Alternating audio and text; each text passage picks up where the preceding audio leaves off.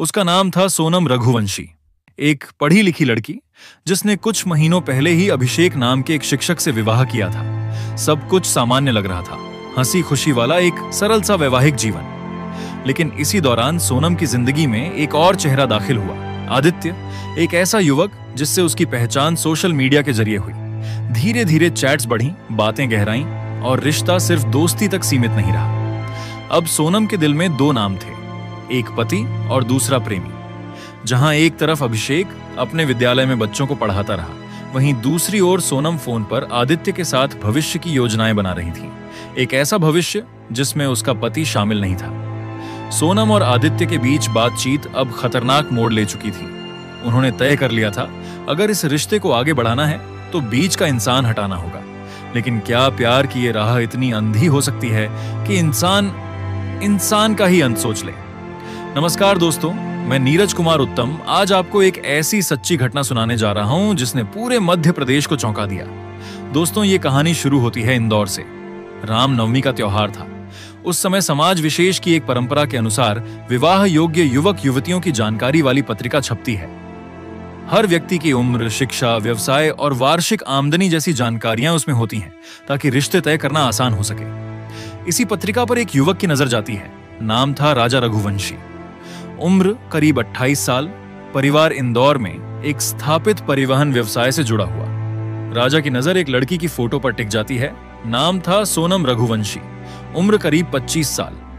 राजा ने अपनी मां को वह पत्रिका दिखाई और कहा, मां, क्या आप मेरी शादी इस लड़की से करा सकती हैं? लड़की की तस्वीर देखकर मां को भी वह रिश्ता अच्छा लगा।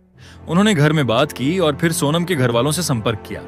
राजा के परिवार ने जब अपनी जानकारी दी, व्यवसाय, पारिवारिक स्थिति, 3 बेटों का जिक्र, तो सोनम का परिवार भी प्रभावित हुआ।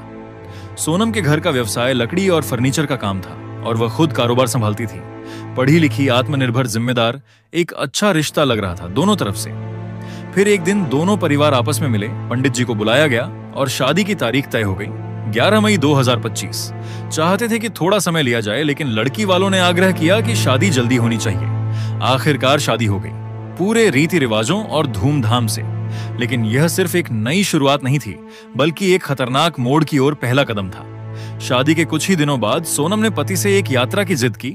कामाख्या देवी के दर्शन करने चलते हैं। पति ने शुरुआत में मना किया, लेकिन फिर मान गया। और बस यहीं से शुरू होती है एक ऐसी कहानी जहां प्यार की आड़ में रची जा रही थी एक खौफनाक साजिश। 20 मई 2025 को राजा रघुवंशी और उसकी नवविवाहिता पत्नी सोनम घर से बाहर निकले। उद्देश्य था कामाख्या देवी के दर्शन और थोड़ी घुमक्कड़ी। यात्रा की शुरुआत हुई शिलोंग से। शुरुआत में सब कुछ सामान्य लग रहा था, घूमना फिरना, दर्शन, फोटो, बातें। लेकिन उमा देवी, राजा की मां, अंदर ही अंदर व्याकुल थीं। उन्होंने अपने बेटे के गले में एक भारी सोने की चेन देखी थी जिसकी कीमत लगभग 2 से 3 लाख रुपए थी। उन्हें डर था कहीं बेटे को इस गहने के कारण कोई नुकसान ना हो जाए। 23 मई 2025 दोपहर 1:45 ये वो समय था जब उमा देवी की अपने बेटे और बहू से आखिरी बार फोन पर बात हुई। इसके बाद संपर्क पूरी तरह टूट गया। परिवार घबरा गया। 25 मई को सोनम का भाई गोविंद और राजा का भाई बिपिन हवाई जहाज से तुरंत शिलोंग पहुंचे। वहां उन्होंने पुलिस से मदद मांगी, लेकिन उन्हें शुरुआती स्तर पर निराशा मिली। पुलिस का रवैया असहयोगात्मक था। काश अगर उस समय तुरंत कार्रवाई होती तो शायद इस कहानी का अंत कुछ और होता। जब लोकल पुलिस ने मदद नहीं की तो परिवार ने सोशल मीडिया का सहारा लिया। मीडिया ने केस उठाया और यह मामला पहुंचा मध्य प्रदेश के मुख्यमंत्री तक, फिर देश के गृह मंत्री श्री अमित शाह तक। सीधे आदेश हुए, मेघालय पुलिस को तुरंत जांच तेज करनी होगी। मीडिया ने पल पल की अपडेट देना शुरू किया और पूरे देश की नजर इस केस पर टिक गई। 2 जून 2025 शिलोंग के नजदीक पूर्वी खासी हिल्स जिले के सोहरा थाना क्षेत्र में एक गहरी खाई से एक शव बरामद किया गया। शव की पहचान उसके हाथ पर गुदे हुए टैटू से हुई। उस पर लिखा था, राजा। ये शव राजा रघुवंशी का था। पास में एक लाल काली जैकेट और एक सफेद रंग की शर्ट भी मिली। शर्ट पर खून के छींटे थे, जिससे शक गहराया कि ये कपड़े सोनम के हो सकते हैं। एक तरफ लोग सोच रहे थे कि ये किडनैपिंग है, कुछ कह रहे थे बॉर्डर पार ले जाया गया है, लेकिन अब सच्चाई सामने आने लगी थी। पुलिस ने एसआईटी का गठन किया। जांच के दौरान एक स्थानीय गाइड अल्बर्ट पेड़ सामने आया। उसने बताया, 23 मई की सुबह एक कपल घूम रहा था। उनके साथ 3 अन्य युवक भी थे। वे हिंदी में बात कर रहे थे। मुझे कुछ समझ नहीं आ रहा था। मैंने मदद की पेशकश की, लेकिन उन्होंने मना कर दिया।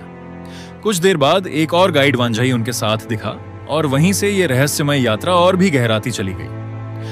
अब जब लाश मिल चुकी थी और गाइड की गवाही से यह साफ हो चुका था कि आसपास 3 और अज्ञात युवक घूम रहे थे, तो पुलिस ने अब सीसीटीवी फुटेज खंगालने शुरू कर दिए। आखिरकार एक फुटेज हाथ लगती है, करीब 4 मिनट 53 सेकंड की, जिसमें एक लाल और काले रंग की ड्यूल जैकेट पहने एक युवती किसी से फोन पर बात कर रही होती है।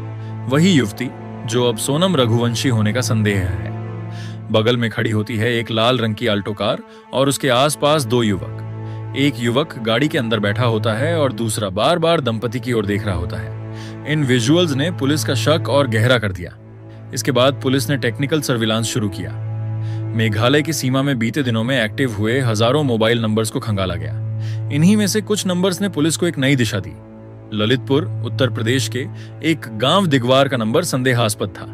ट्रेसिंग में पता चला कि यह नंबर राज कुशवाहा नाम के एक युवक के संपर्क में था, जो कि इंदौर के नंदबाग क्षेत्र में प्लाईवुड शॉप पर काम करता था।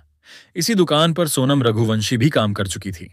अब खुलासा हुआ, सोनम और राज की दोस्ती वहीं दुकान से शुरू हुई थी। धीरे धीरे दोनों में नजदीकियां बढ़ीं और फिर प्यार हो गया। मीडिया रिपोर्ट्स के मुताबिक दोनों ने एक दूसरे को साथ जीने मरने की कस्में दी थी, मगर उसी दौरान सोनम की शादी की बात समाज में फैल चुकी थी।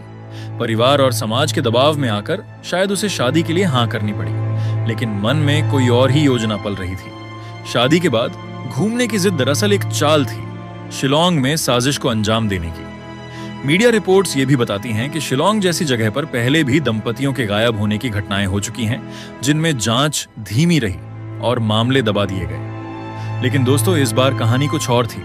इस बार यूजर्स, सोशल मीडिया और मीडिया का दबाव इतना बढ़ा कि यह केस देश के गृह मंत्री तक पहुंच गया और अब पुलिस ने 8 और 9 जून की रात को ऑपरेशन चलाया।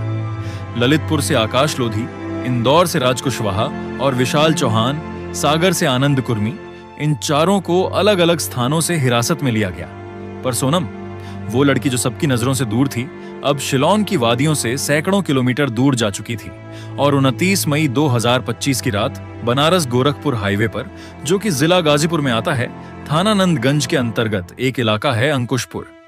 वहां एक ढाबा है, चाय का जायका।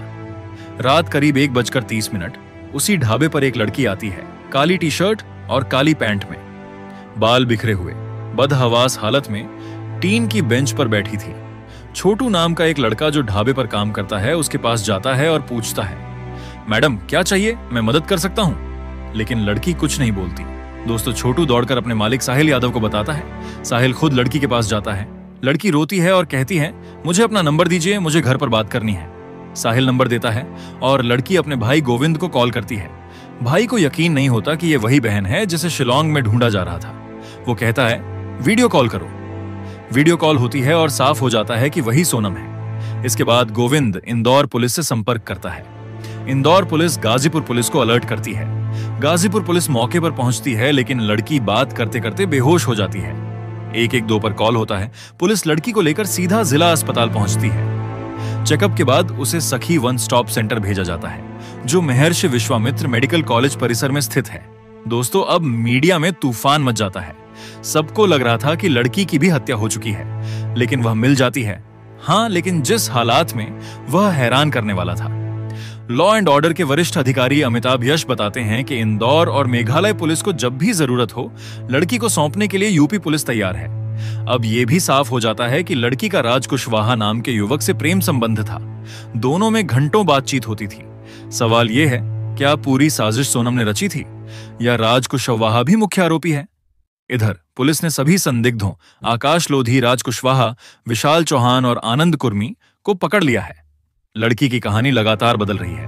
वो कहती है कि उसे शिलोंग से गाजीपुर लाकर फेंक दिया गया, लेकिन बिना सहयोग के 1163 किलोमीटर तय करना आसान नहीं। पुलिस मानती है कि वो कुछ छुपा रही है। जब सख्ती होगी तो सच खुद सामने आएगा। हत्या को जिस तरह अंजाम दिया गया, धारदार हथियार से चारों तरफ से वार और फिर लूट का दिखावा किया गया, ये दिखाता है कि मामला सुनियोजित था। लड़की की मंशा थी कि शादी के बाद प्रेमी के पास लौट सके और पति को रास्ते से हटा दिया जाए। पुलिस जांच अभी बाकी है, लेकिन दोस्तों, ये कहानी हमें एक बड़ी सीख देती है।